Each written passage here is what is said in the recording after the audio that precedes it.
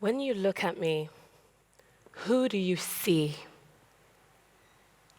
Ask yourself what you think you know about me, what you think is true.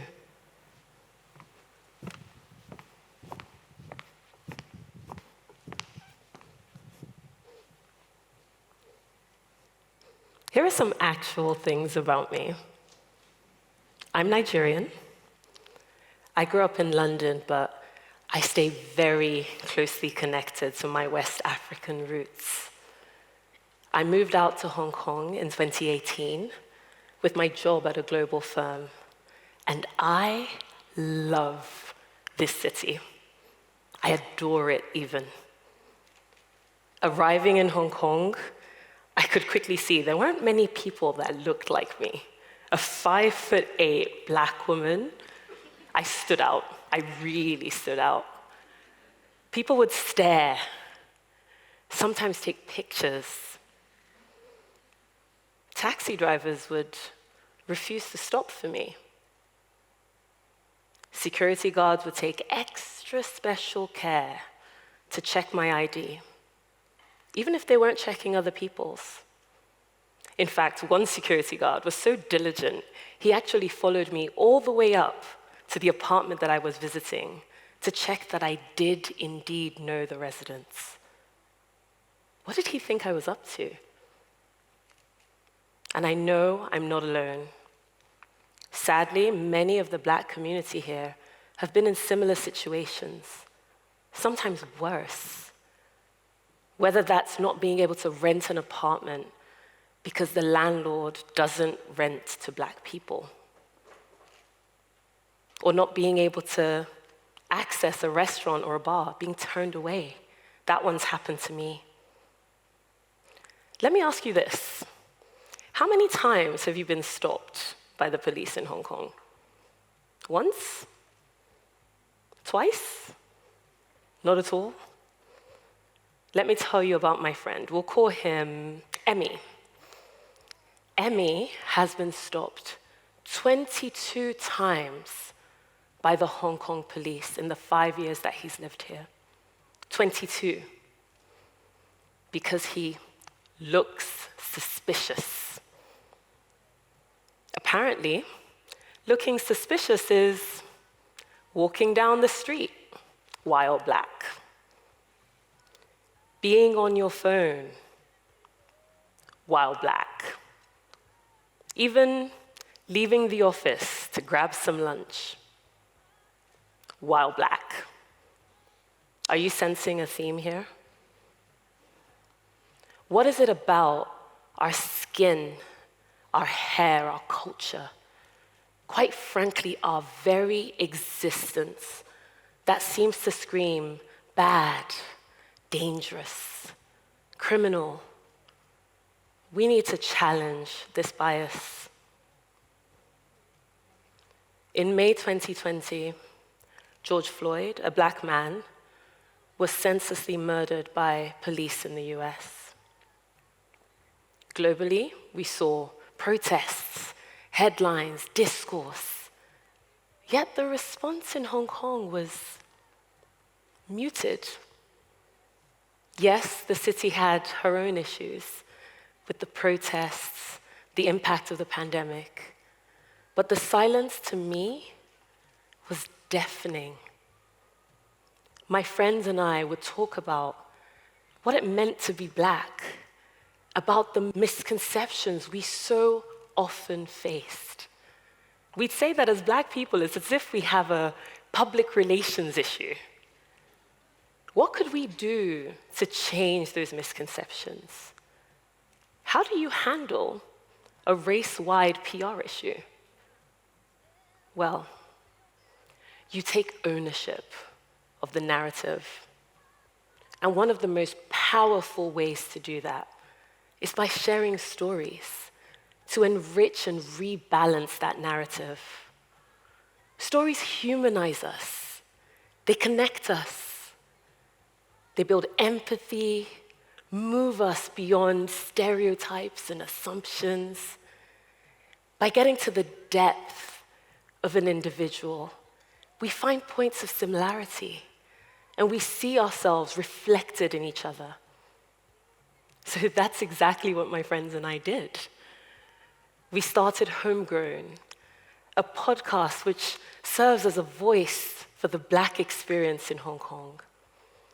It's been a powerful platform, and I'm really proud to say now reaches people in over 80 countries. Through the podcast, I've interviewed a range of incredible Black people from many different walks of life. And I myself, even as a Black woman, have learned more about history, culture, identity, through the eyes and the words of our guests. But the biggest learnings for me have been the reiteration that there is no one Black story. And that while some aspects of our stories, plural, stories, might involve challenges, discrimination, pain, those are just one part. There is immense joy in Blackness and triumph and excellence. Take Harmony. Harmony arrived in Hong Kong with her family as a refugee. That would be one way to describe her. But like all of us, Harmony is so much more than her immigration status. She is a confident, beautiful young Black woman. She just graduated with a degree in psychology. She's modeled for local and international brands. She even started Hong Kong's first diverse modeling agency. Or there's Mutaro. Mutaro spent his childhood in Senegal as a talibé. These are young kids who beg for food and for money on the streets. Again, that's one dimension. Beyond that, Mutaro is a world-class chef. He's a loving father. He's ambitious, adventurous. And let's go back to my suspicious friend, Emmy. Emmy is a self-professed tech nerd. He works at one of the largest technology companies in the world. He loves camping. He takes pride in his African and Caribbean roots. We are all so much more than stereotypes. So don't we do both ourselves and each other a disservice when we make assumptions based on one-dimensional narratives? One of my favorite authors, and in fact a fellow Nigerian, Chimamanda Ngozi Adichie, warned of the dangers of a single story, about how by flattening a person or a group to a single stereotype, we essentially rob them of their dignity. So I'm going to ask everyone today to challenge your assumptions. We have to recognize that these assumptions are often built on untrue racial and cultural stereotypes, and they're rooted in bias. It's all around us on TV and the media, so we have to do the work to unlearn these things. I see it as 4 key steps. First, we break the pattern. Can we step outside of the stories we tell ourselves about people who are different to us? Can we ask ourselves, what's the story I'm telling myself here? What am I missing? And then step 2, be curious enough to find out. That curiosity will look like listening, reading, questioning, generally learning more.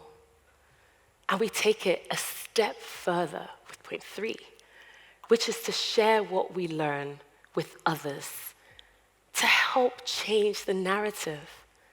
We can all be a part of fixing that PR issue. Finally, tell your story, because people will have assumptions about you too. So I'll leave you with this. Look around you. Who do you see? What story are you telling yourself about them? What are you missing? And what will you do now? Thank you.